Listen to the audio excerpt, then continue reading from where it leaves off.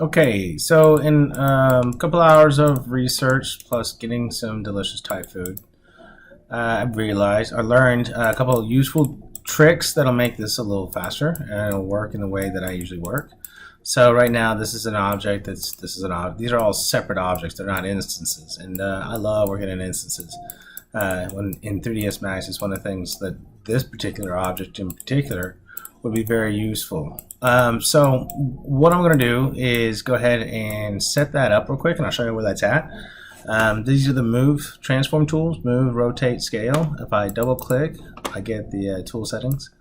And what we're looking for here is smart duplicate settings. Shift drag to extrude components, shift drag to duplicate objects. So this is very much just like in Max. I think this has been picked up from Max, but whatever, it's still useful. Here's where we can set that up. To set that up an instance. That's one thing I do like about Max, is that it pops you whenever you make an actual copy, if you want to make an instance or not. But this does speed things up. Thing is, I'm going to need again, I'm going to have my tooltip up, tool settings up, because I'm going to be making a couple of copies and a couple of instances. So, it's just kind of I'm sure there's a faster way, but this is all about learning it. So I'm going to I was going to delete these, but what I'm going to do instead, actually while that's up, I'm going to move these just down and out of the way.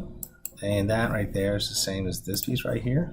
All right, and so, and this one, I'm actually just going to delete that one. Now what I'm going to do here is make sure that it's on instance. And it is. I'm going to hold shift. I'll make a clone of that, so I know now that I can actually duplicate this regularly over here. And the reason why I'm going to do this is because this is at a 90-degree angle, and it's going to be a lot easier to make a lot of the actual basic cuts and design choices. Even if I have to straighten this out a little bit, I can still break these up a little bit. But this at a peculiar angle will make things a little bit tougher to work with. So, but I'm going to do the same thing with these guys by using this piece here. So I'm just going to hold shift, and I'm going to rotate this piece. All right, so now I'm going to actually turn this off and turn it on. Well, turn this back to copy, because what I'm going to do here is hold shift and make Control Z, hold shift and not caps lock, and hold shift and make a copy of this one. And this is going to be used for the tendrils. This is going to be a little bit different. So what I want to do is turn this off. I'm going to turn symmetry off. That's another nice thing that is in this tool set that's nice, but Max needs something like that. But then again, the symmetry modifier works very effectively. So now I'm going to make, oopsie, I want to undo that. So now I'm going to go back to instance. Hold shift. And I'm just going to duplicate that basic form that I have right there. I like it. Hold shift to make this. So these will be different. All right. I should have made a copy of this one, but actually, since these are a weird angle, I'm just going to play around with it and have fun anyway. These are not really required to be on any kind of direct angle. So I'm going to get rid of that window, get rid of that. All right. And so now what I can do is I can grab this piece, go into the face mode, grab that. Now I'm working on an instance over here. I want to actually have that symmetry. This is why the multi-tool modeling tool is really good for. The symmetry tool is right there. I'm doing it off the X, so now you can see that I'm selecting 4 pieces right now. And so what I'll do is hit Control E for echo, and that's the extrude button. And that's pretty much the most important thing on this modeling tool set. I'll select these faces. I'm going to hit Control E again, and now it'll actually extrude across the entire selection. So now I can go here and hit W. Now here's the thing that I do like about Maya. It's got a better understanding of normal direction and the which way it faces than Max does. So actually getting back into that tooltip, one of the things that we can orientate the axis on, it will be the actual could do object, which is the entire object, and that's the same as the world because that's how I built it. But if we go to the component, which is the sub object, we can then go ahead and minimize that. I have that selected, so now I can just move that out so it kind of smooths that whole direction up. I'm going to grab these whole faces and do the same thing. And then I'm going to slide it back a little bit to give it some form, some shape. Just subtle. I'll do the same with this one. And then I'm going to grab that face and I'm going to scale it, and it's already on component. So that's something that I do like that Max doesn't do as well. But Max probably wasn't thought of in terms of making odd shapes like this. Not like Maya really was designed for. All right, so go back to 5, go back to 1. Go to the face. Not that far. All right, so I'm gonna build the actual foot out from here.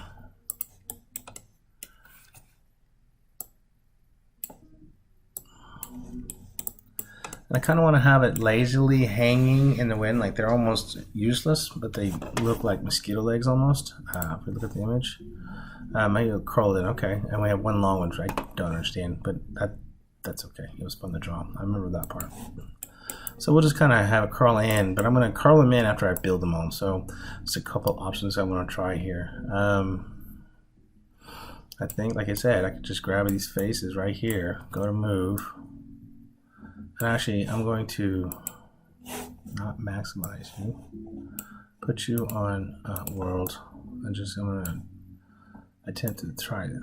Oopsie, hold shift, should be able to get component. It's not giving me component. Let's try this one. And boo his. That's okay. I can still just do it with this. Control E, just scale up. Control E, and we'll bevel it and move it. Bob, excuse me. Shh. Nobody. I'm recording, sir. I think we're okay. So, yeah, control, did I hit control E? I did not. So I hit control E again and get this shape here. Undo, and there, boom. And they're probably, and I'm what I'm gonna do is rotate them clockwise along this axis, and then I'll bend them after that. So this will be kind of a fun project. All right, let's see, go to scale. I'll just kind of scale that up and move it, and then I'm going to scale the vertices here. And not that way, that way. Grab those vertices, scale them down, and move it down that way. The face.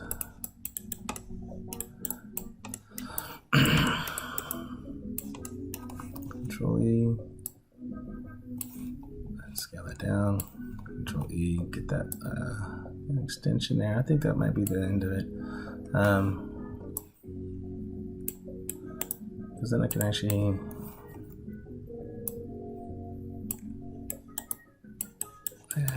there we go. Cool.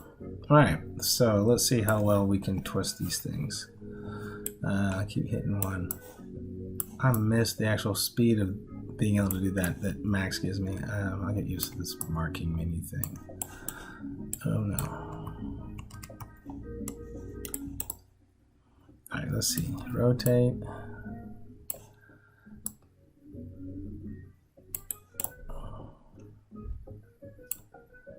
So I'm rotating on the outside of the gizmo. I don't know how to turn angle snap off.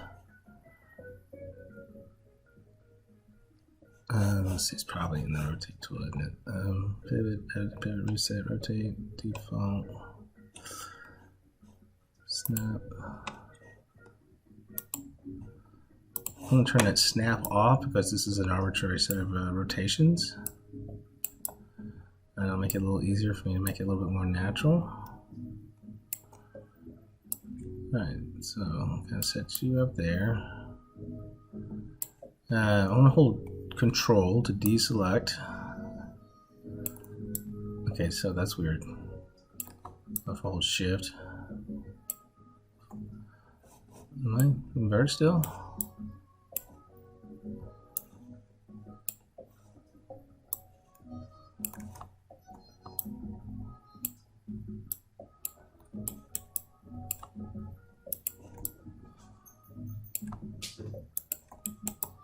Alright, and then continue with this. Rotate here. Move it down here. Nice. And kind of give it that curl. And we have to move it over a little bit again. Anyway, you get the process. I will show you the new result here in a little bit. I missed one. Damn it. Alright. Cheers.